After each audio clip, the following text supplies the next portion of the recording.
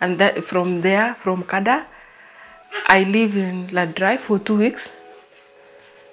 After Ladrai, I went to street. I had no house anymore.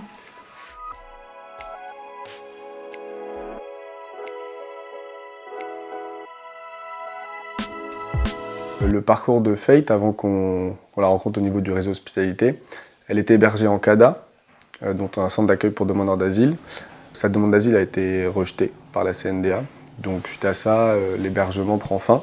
Et donc elle a dû quitter le CADA il y a quelques mois. Ensuite, elle a enchaîné un parcours assez chaotique au niveau de l'hébergement, où les prises en charge ont été de très courte durée, notamment dans un foyer pour femmes avec enfants, qui a duré 15 jours. Elle s'est retrouvée ensuite à la gare Saint-Charles, dans la rue, pendant 15 jours. Nous, c'est à ce moment-là qu'on la rencontre par l'interpellation d'une autre association qui connaît notre travail. I came here since 2020 January. When asylum request was denied, I was told to leave the territory, the house, the daily house. I was homeless, I was living in the street, so someone in Martik said to me, go to this association, maybe they can help you. Quand on reçoit Faith, lors de notre rendez-vous, elle est en situation vraiment de détresse. Elle a peu mangé, un de ses enfants a été hospitalisé. When I met with Antoine, I explained my situation and he didn't hesitate. He just said, I will help, you don't need to go back to street. On lui propose des solutions concrètes, c'est-à-dire une mise à l'abri financée par la Fondation Abbé Pierre dans un hôtel, des tickets restaurants pour qu'elle puisse se nourrir avec ses enfants. They helped. It was like, I feel it good because it was very difficult and I had lost hope.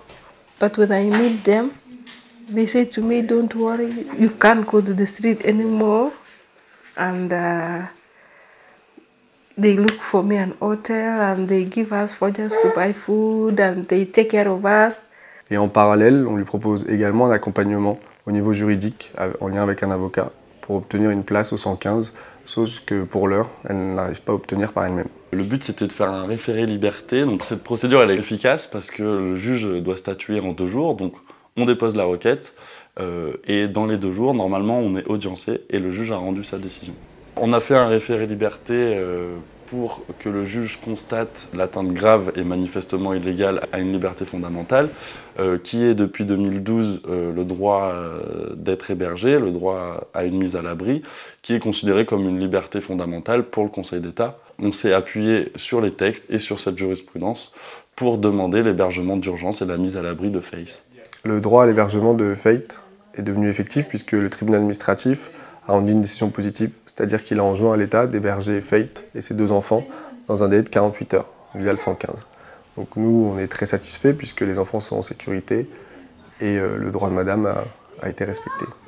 Yeah, they are really taking care of me. It's loving, I feel good, I'm happy. Yes, after all suffering, no one could help. I met them, they are my people, they are like my mother. Yeah, they are more than the brother, they are like my mother. Yes, I feel good.